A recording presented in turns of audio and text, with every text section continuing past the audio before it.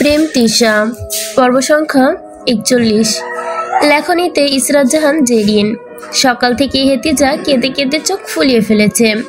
এত কেঁদেছেন যে শেষ শরীরটা ভেঙেই পড়েছে। বাধ্য হয়ে তাকে হাসপাতালে নিয়ে যেতেও হয়েছে। প্রেমা তার পাশেই বসে আছে চুপচাপ, কিন্তু মনের ভেতরে একটা অদ্ভুত ভার জমে আছে আজ। মেহেবার আবারও পাবনা চলে গেছে। প্রেমা ওকে সত্যিই ভালোবাসতো না, কিন্তু এখন কেন জানি বুকের ভেতরটা হাহাকার করছে। দূরে চলে যাওয়াটা কি এতই কষ্টের? শেষবার হয়েছিল দেখা ছাদে। অভিমান মেশানো গলায় মেহেবার বলেছিল, তুমি আমার ভালোবাসা বুঝলে না প্রেমা। যেদিন বুঝবে তোমার প্রাণ, তখন আমায় খুঁজবে, কিন্তু আমি থাকবো না, খোদার কসম। পাবনার কাজ ফেলে এসেছিল সে, ফিরে কি আর থাকতে পারবে কোনো দিন? এখন কেন এত মায়া হচ্ছে, তখন কেন হলো না? প্রেমা তাকালো তার অসুস্থ মায়ের দিকে। আজ ভোরে প্রত্যুষ ভাই দেশে ছেড়ে চলে গেছে। তার মিশনে যাওয়ার কথা ছিল আগে, কিন্তু তৃষার জন্য তা যাওয়া হয়নি। ভেবেছিল সংসার করবে, পরে যাওয়া যাবে, কিন্তু যখন সবকিছু ভেঙে গেল তখন এই দেশে থেকে আর কি লাভ? মিশনটাই এবছরই সারবে।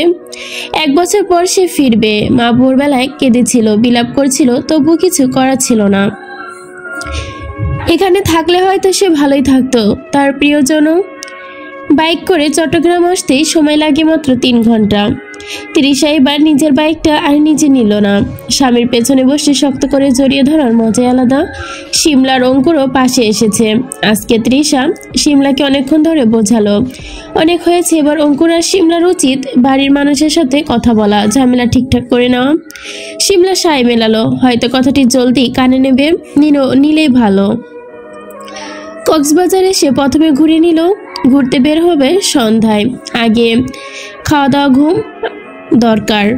এমনিতেই বাইকে বসে থেকে পথ আসতে আসতে গিয়ে পাছা পুরো তক্ত হয়ে গেছে। প্রেম রুমে আসি বিছানায় ধপাস করে বসে ফোনে গেম খেলতে শুরু করেছে। তৃষা তা দেখে হেবি রাগ হয়। এ আবার কেমন মানুষ? কক্সবাজারে উনি বউ নিয়ে এসে গেম খেলছেন? ছ্যা, আহা, ভাবতেই পেটে যন্ত্রণা হচ্ছে। তৃষা পেটে হাত দিয়ে প্রেমের সামনে গিয়ে দাঁড়ায়, মুখ কুঁচকে বলে, আহারে পেট, অনেক যন্ত্রণা হচ্ছে, মনে হয় সর্বনাশ একটা ঘটে যাবে। প্রেম ফোনে থেকে চোখ তুলে তৃষার দিকে তাকিয়ে জিজ্ঞেস করে, কি? এই গাঁজাখোর মহিলা, তোর সঙ্গে হানিমুনে আসছি, এখনো হানিমুন করতে পারিনি, কি সব বালের কথা কস? সত্যি বলছি, লক্ষণ ভালো না। কিন্তু তারিখ? আচ্ছা প্রমাণ দেখি। বাথরুমে চলুন। মনে হয় পেটের পাতলা হয়ে গেছে, বাথরুম থেকে বের হতেও সময় লাগবে। আপনি সঙ্গে গেলে ভেতরে বসে অল্প স্বল্প কথা বলে সময় কাটানো যাবে। ফোনে লুডো আছে, 1 ম্যাচ খেললে কেমন হয়? থু, বমি পাচ্ছে। সুসংবাদ পাচ্ছে নাকি? যেহেতু তোমার কিছু নেই, তার মানে আমার থেকে নিউজ পাওয়ারও সুযোগ নেই, আর থাকলেও পেতে না। উফ, কথা না বাড়ি আসুন তো, কি জানি দেখবেন। যা খাচ্ছ শালির ঘরের বউ, ভাবলাম কি আর বললি কি, ইমোশনাল হোক হেগে দেওয়ার যে ব্যাপারটা। তৃষা হেসে ফ্রেশ হতে চলে গেল। ওই লোকটাও না ফ্রেশ হয়ে আসতেই দেখলো প্রেমের শরীরে কাপড় নেই। আপনি টি শার্ট পরেননি কেন? গরমটা বাড়ছে তো আজ, তাই। গরমের সঙ্গে কি শরমও বেড়ে গেছে? ওইটাও একটু বাড়ানো দরকার। শরম বাড়লে হবে নাকি? 3 বছর হবে, কি আর করে শোনা? প্রেম তৃষার কাছে এগিয়ে আসে। তৃষা প্রেমের মুখে বালিশ ছুঁড়ে মারে। প্রেম সেই বালিশ ধরে ফেলে। বিরাট হাট, তোমার আজকাল পাখা গজিয়েছে তাই না? বটি দিয়ে পাখাখানা একবারে কাটবো আমি, বলে তৃষার দিকে এগিয়ে যায়।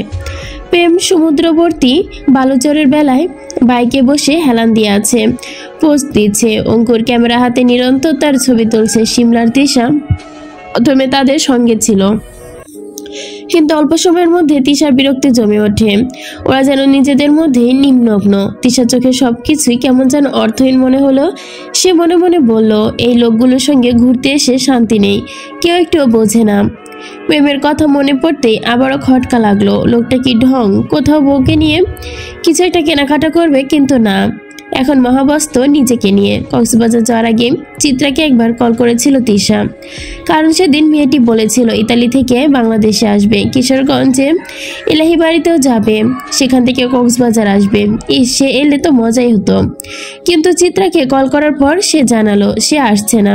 শুনে মনটা খারাপ হয়ে গেল। সমুদ্রের তীরে কিছুক্ষণ একটা সময় কাটালো তৃষা। অঙ্কুর শিমলাকে ডাক দিতেই সে চলে গেল। তৃষা কিছুক্ষণ একা সময় কাটাবে বলে ঠিক করলো। চারপাশে এবার প্রেমকে খোঁজার চেষ্টা করলো, সে নেই। এই তো একটু আগেও ছিল।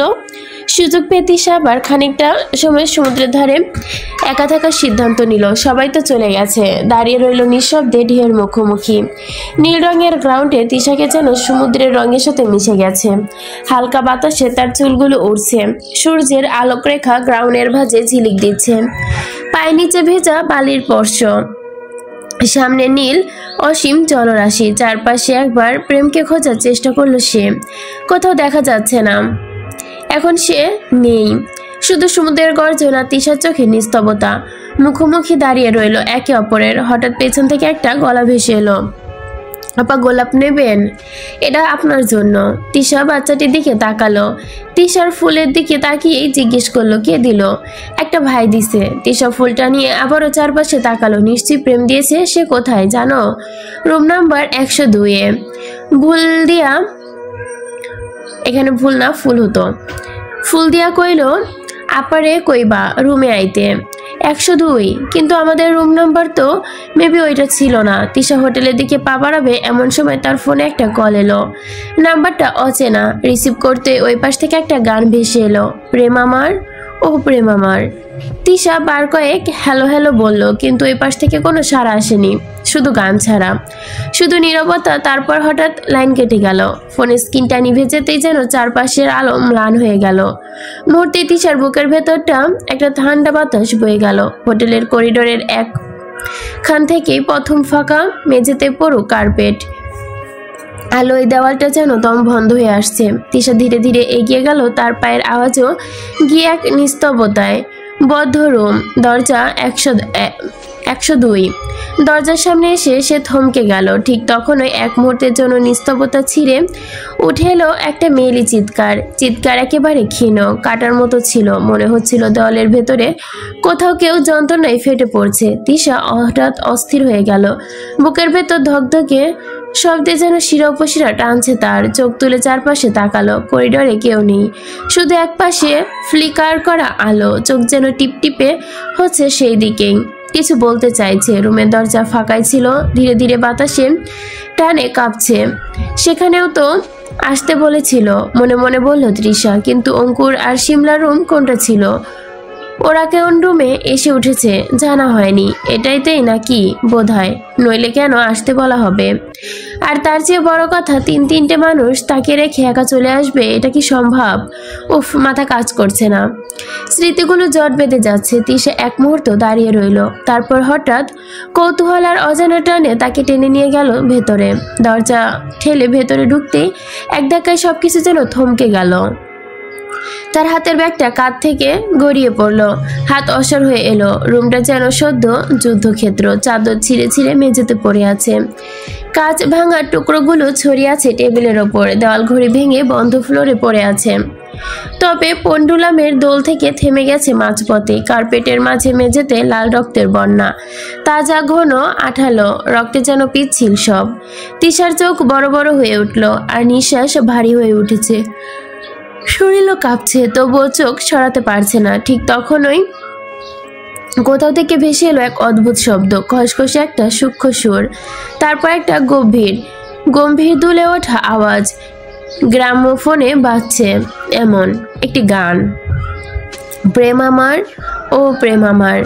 গানটি যেন অন্য জগতের, পুরনো বিকৃত, তবু সুরে একটা অদ্ভুত মায়া লেগে আছে। সুরটা রক্তের গন্ধের সঙ্গে মিশে গেছে। রুমের বাতাসও আরো ভারী করে তুলেছে। রুমের ভেতর একটা মিষ্টি গন্ধ পাওয়া যাচ্ছে। হ্যাঁ, গোলাপের গন্ধ আসছে, মিষ্টি, তবুও কেমন যেন অস্বস্তিকর। রক্তের ধাবন গন্ধের সঙ্গে মিশে যেন গোলাপ যেন পচা পাপড়ির মতোই গন্ধ ছড়াচ্ছে। তৃষা ধীরে ধীরে ঘাড় ঘুরিয়ে দেখলো, রুমের কোণে একটা পুরনো গ্রাম্যফোন। ঘূর্ণিয়ন ডিস্কটা কাঁপছে, সুইচটা লাফাচ্ছে, আর সুরটা কেঁদে উঠছে। কারো দম বন্ধ করা আর্তনাদ। তার চোখ পড়ল রুমের দেওয়ালে, রক্তের দাগে আঁকা একটি চিহ্ন, হৃদয়ের মাঝে তবুও বিকৃতি। আর সেই চিহ্নের নিচে গোলাপের একটা পাপড়ি আটকে আছে, সতেজ লাল, রক্ত চুপচুপে সেই পাপড়ি। তৃষা এক পা পিছিয়ে গেল, তার মনে হলো কেউ ওর পেছনে দাঁড়িয়ে আছে। কেউ যেন নিঃশ্বাস নিচ্ছে খুব ধীরে, তার গায়ের ওপর দিয়ে বাতাস বয়ে যাচ্ছে ঠান্ডা।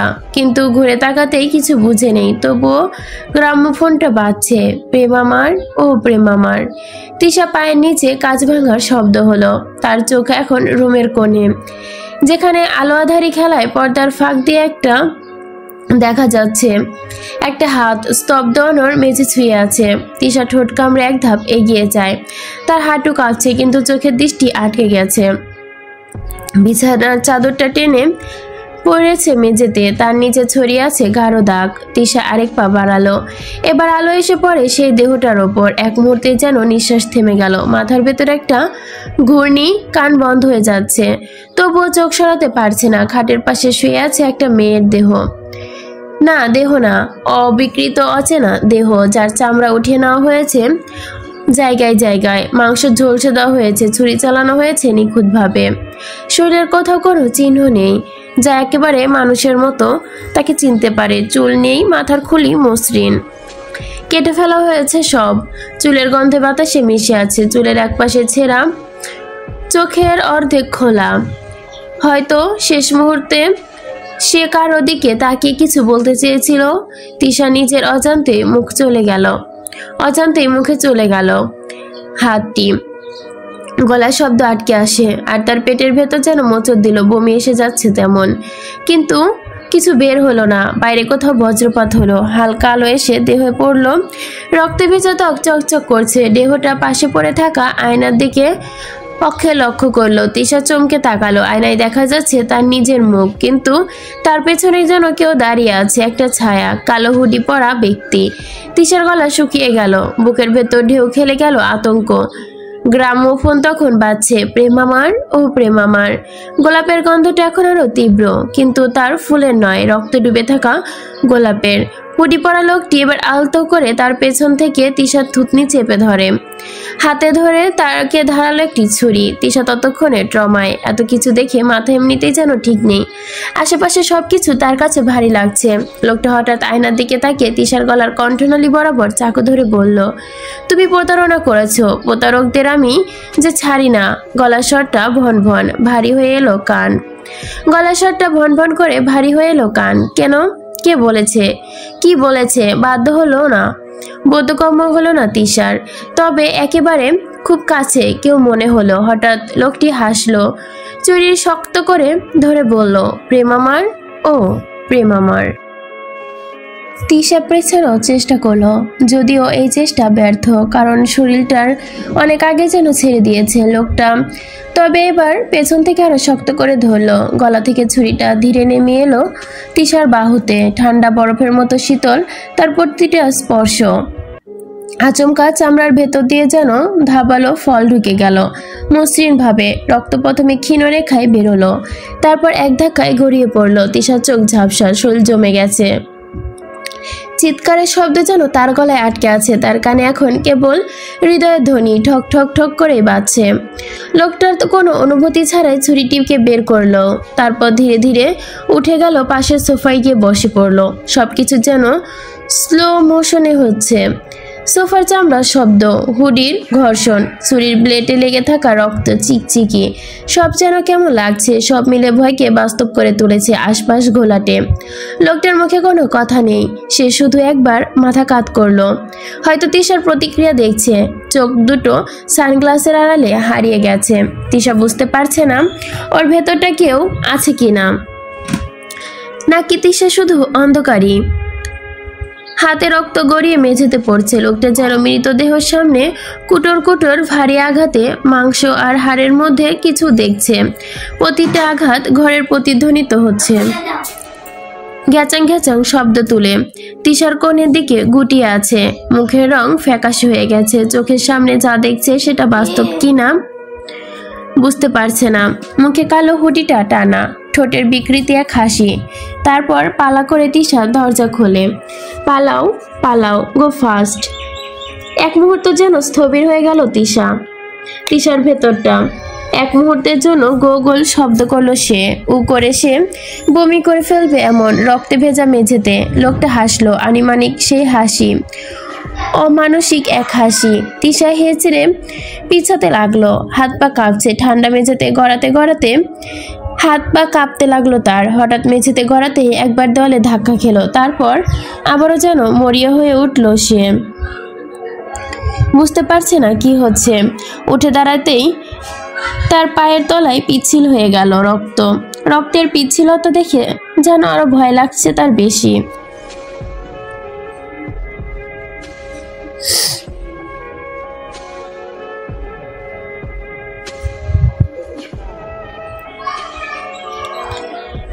এবার পিচ্ছিল পড়তে সামলে নিল, তারপর বুক ধরফর করতে লাগলো। সে ছুটলো দরজার দিকে। পেছনে শোনা গেল সে ভয়ঙ্কর কণ্ঠধ্বনি, দৌড়াও তিশা, যতক্ষণ পারো দৌড়াও। তিশা এক মুহূর্ত ভেঙে পড়লো, তবুও বাঁচার প্রবৃত্তি যেন টেনে তুললো। এক ঝটকে উঠে দরজাতে দৌড় দিল। দরজা এবার খোলা, কিন্তু করিডোরে বের হতেই থমকে গেল। হোটেলটার রূপ যেন বদলে গেছে। সব করিডোরটা একেবারেই আলো নিভানো, কোথাও কোনো লাল ইমার্জেন্সি লাইট যেন টিমটিম করছে। তিশার মাথা পুরোটাই ঝিমঝিম করছে।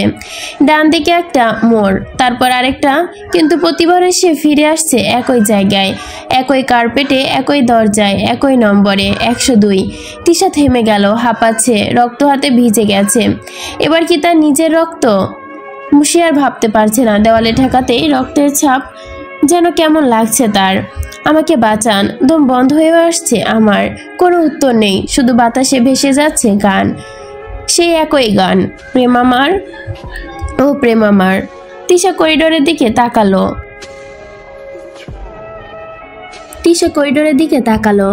দূরে দাঁড়িয়ে আছে একটি ছায়া। জলে চোখ ঝাপসা, তাই অনুমান করতে পারছে না কে, তবে নিশ্চিত রুমের মধ্যকার মানুষটি হবে। তাকে কি ওই মেয়ের মতোই ভয়ঙ্কর মৃত্যুদণ্ড হবে? কেন এই অঘটন দেখে ফেলা চরম অপরাধে? তিশা দৌড়াতে লাগলো উল্টো দিকে, কিন্তু করিডোর যেন ঘুরে ঘুরে আবার নিজের মধ্যে ঢুকে যাচ্ছে। সেবার গলাধারী বন্দি সময় নেই, দিক নেই, শুধু ভয়। তার কানে আবারও সেই কণ্ঠস্বর, নরম করে ভোব শব্দ নিয়ে, কেমন যেন শীতলতায় জড়িয়ে। তুমি যতই দৌড়াও তৃষা এখানেই ফিরবে। আজ পর্যন্ত আমার টার্গেট মিস হয়নি। দেয়ালে অনেক দিন ধরেই তোমার ছবি টাঙানো, এবার তো সব সরাতে হবে। তৃষা চিৎকার করলো, কিন্তু করিডোরের দেওয়াল সেই চিৎকার যেন গিলে ফেললো। লাইটগুলো নিভে একে একে, আর শেষে কেবল জ্বলে রইল দরজা নাম্বার 102-এর দরজা, আর ভেতরে সেই গানটি, প্রেম আমার ও প্রেম আমার। লোকটি ধীরে ধীরে তার দিকে এগিয়ে এলো। এতটা দূরত্ব, তবে একবার ঠিক তাকে একটি সুগন্ধি অনুভব হলো, একই পারফিউম। কোথায় যেন পেয়েছে সে, অতি পরিচিত। একটু ভেবে পরক্ষণে তিশা বিড়বিড় করলো, প্রেম, এটা আপনার পারফিউমের গন্ধ। আমি এই গন্ধটা ভুলতে পারবো না প্রেম। এগিয়ে আসা ঝাপসা ছায়ার দিকে তাকিয়ে এক মুহূর্তের জন্য চোখ বন্ধ করলো। এই লোক তাকে রক্ত ভিজা সেই কঠোর। এই সিজনে কক্সবাজারের হোটেলের গুলায় তুলনামূলক ভিড় থাকে। তাছাড়াও তারা যে হোটেলে উঠেছে সেটা নিত্যন্তই বড়লোকি হোটেল, সবসময় অ্যাফোর্ড করতে পারে না, তাই মানুষের ভাবনা থেকেও এখন কম। আর ঘড়ির কাঁটায় যে সময়টা উল্লেখ আছে তাতে বলা যায় এখন সে হাতে নাতে মানুষগুলোর চাঁদের আলোয় সমুদ্র বিলাসে ব্যস্ত। তার মানে তিশাকে কেউ বাঁচাতে আসবে না। কিছুক্ষণ চোখ বন্ধ করে তিশা ভাবলো, তারপর চোখ খুলতে দেখলো লোকটি আর নেই। লোকটি আর কোথাও নেই, তবুও ভয় কমছে না যেন। প্রেমকে লাগবে। প্রেম কোথায়? কোন রুমে? তিশার ফোনটা বোধহয় ওই 102 নাম্বারেই পড়ে আছে, কিন্তু সেখানে আর যাওয়া যাবে না। তিশা আবারও এদিক ওদিক তাকালো, সাহায্য লাগবে না, শরীরটা এখনই নেতিয়ে পড়বে। হঠাৎ সামনের দিকে দৌড়ে যেতে একটা রুম নজরে এলো। হলুদ আলো বাতি আলো জ্বলছে, ফাঁক হয়ে বের হচ্ছে। সে দৌড়ে সাহায্যের জন্য সে রুমের দিকে গেল। রুমের ভেতরে গিয়ে বলল, কেউ কে আছেন? সাহায্য চাই। ভেতর থেকে রুম থেকে পায়ের শব্দ এলো। তিশার ভেতরটা যেন আবারও জমে উঠল, কেমন যেন লাগছে। তার চলে যাওয়া উচিত। পেছন ফিরে দেখলো দরজা অটোমেটিক লক। তিশা দরজা খোলার চেষ্টা করলো, কানে আবারও সেই গান। সে প্রেম আমার। তিশা সাহস করে পেছনে তাকাতে দেখলো কালো হুডি পরিহিত লোককে। লোকটির মুখে মাস্ক নেই, তবে লোকটিকে দেখে তিশার কাপা গলায় জিজ্ঞাসা করলো, ফারাজ এলাহি না?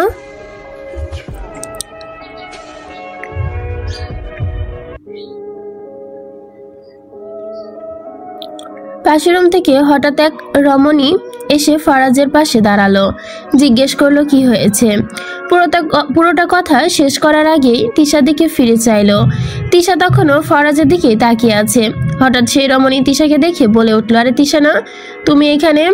তিশা তার দিকে তাকালো একবার, চোখ মুখে যেন বন্ধ হয়ে এলো।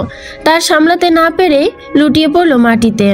যখন জ্ঞান ফিরল তখন তার রুমের বিছানায় শুয়ে আছে। সে চোখ ধীরে ধীরে খুলল। চারপাশ ঝাপসা, সাদা দেওয়ালের ভেতরে আলো ছায়া চলছে। মাথাটা ভারী লাগছে, বুকের ভেতরটা কেমন শূন্য, গলার ভেতরটা শুকনো হয়ে আসছে। কিছু সময় পর সে টের পেল নিজের নিঃশ্বাস কেমন যেন কাঁপছে। হঠাৎই ভেতর থেকে তার নাম ধরে ডাকা হলো। তিশার স্বরে কম্পন। সে চোখ পিটপিট করে তাকালো। তার সামনে বসে আছে প্রেম। দু চোখ ভেজা, ঠোঁটের কোণে একরাশ অসহায়তা। তার হাতটা আলতো করে ধরে মাথার কাছে রেখেছে। তিশা একদৃষ্টে তার দিকে তাকিয়ে আছে। চোখে জল ধীরে ধীরে গড়িয়ে পড়লো কপাল বেয়ে। সে হঠাৎ হাউমাউ করে কেঁদে ওঠে, তুমি সত্যি আমার সামনে? আমি মরিনি? এটা কি আমার স্বপ্ন না তো? প্রেমের বুকের ভেতরটা যেন কেঁপে উঠলো। সে আর সামলাতে পারে না, তিশাকে টেনে নিজের বুকে জড়িয়ে নেয়। তিশা তখন তার বুকের মাঝে মুখ গুজে কাঁদছে। প্রেমের কণ্ঠ ভারী হয়ে আসছে, না তৃষা, স্বপ্ন না, আমি এখানে আছি, তোমার কিছু হয়নি। না প্রেম, ওই লোক আমাকে মেরে ফেলবে। ওই লোক তুমি নও তো? তৃষা প্রেমকে নিজের কাছে টেনে নিয়ে গন্ধ শুকে বলল, হ্যাঁ সেই সুগন্ধ। এই প্রেম, তুমি খুনি নও তো? এই প্রেম, প্রেম শুনছো? প্রেম ডাক্তারের দিকে তাকাতেই ডাক্তার এগিয়ে আসে। তৃষা এবার একটা ঘুমের ইঞ্জেকশন দিয়ে দেয়। তৃষা ঘুমিয়ে পড়তেই যেন প্রেম ঘুমান্ত তৃষার কপালে চুমু খায়, হাত বুলিয়ে বাইরে যায়। দরজার সামনে একজন রমণী বসে আছে, সঙ্গে একজন লোক।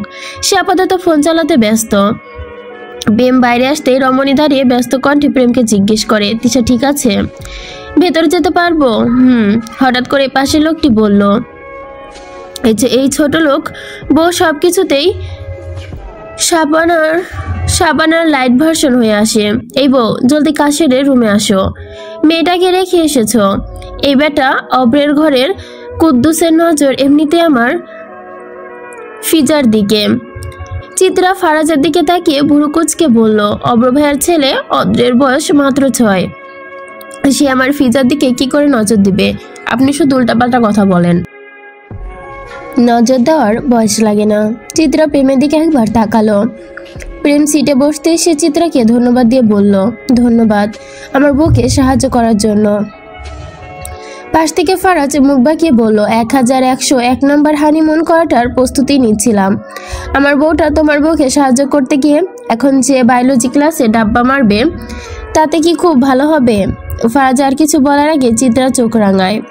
তাতে ফারাজ চুপ করতেই চিত্রা ভেতরে চলে যায়। ফারাজ প্রেমের পাশে বসে পড়ল। না মানে বউ তো, তার ওপর কিছু বলাও যায় না। বইয়ের ওপর যুক্তি খাটানো এক প্রকার ছোটলোকি কারবার।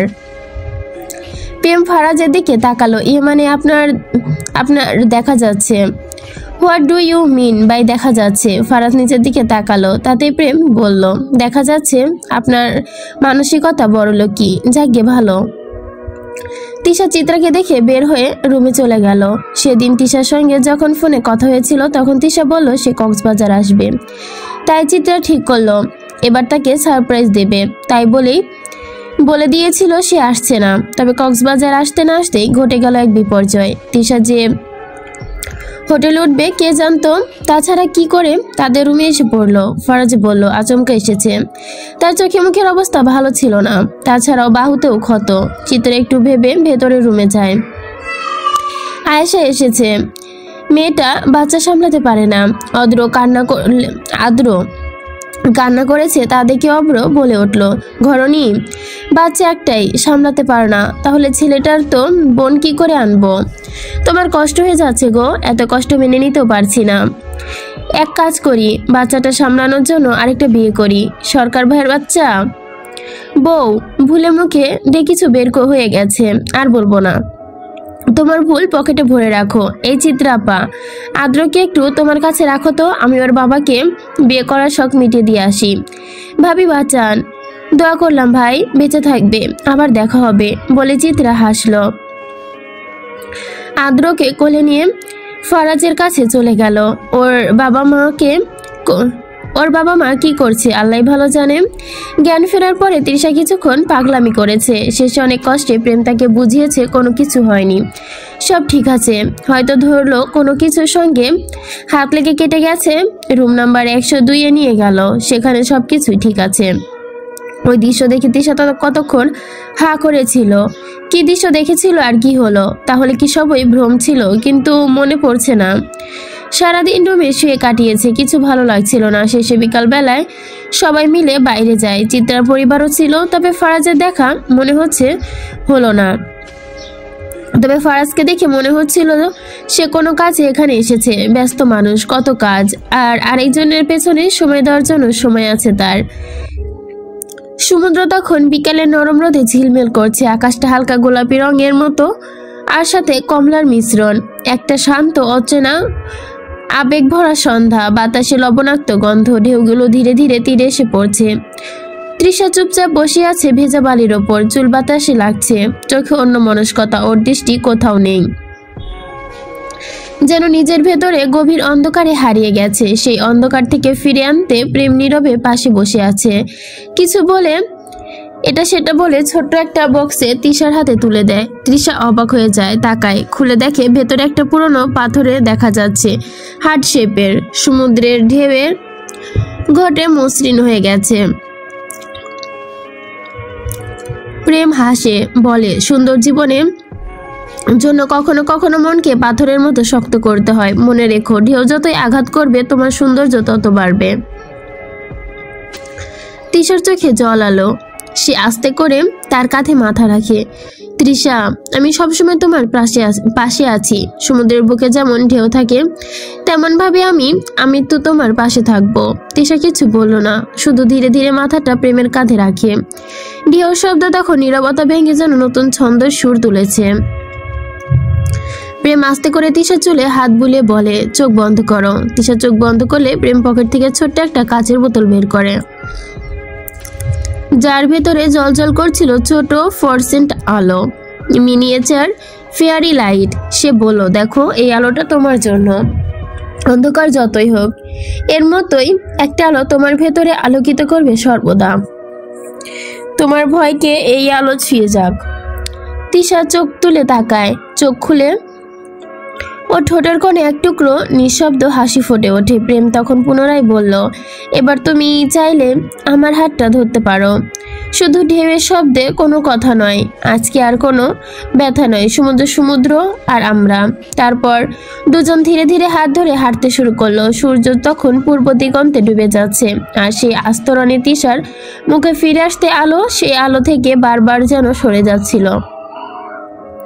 দুজন মিলে কিনারার আবেশে হারিয়ে যায়। হঠাৎ তৃষা খুব টক খাওয়ার জন্য ইচ্ছে হলো। প্রেম দিক ওদিক তাকিয়ে দেখলো কোনো আচার বিক্রেতা আছে নাকি। শেষে প্রেম উঠে দাঁড়িয়ে বলল, একটু অপেক্ষা করো, দেখি আমি। ওই যে ওইদিকে আছে। আচ্ছা। প্রেম উঠে যাওয়ার ঠিক কিছুক্ষণের মধ্যে বেলুন বিক্রেতা ছোট্ট মেয়ে দৌড়ে এসে তৃষার কাছে।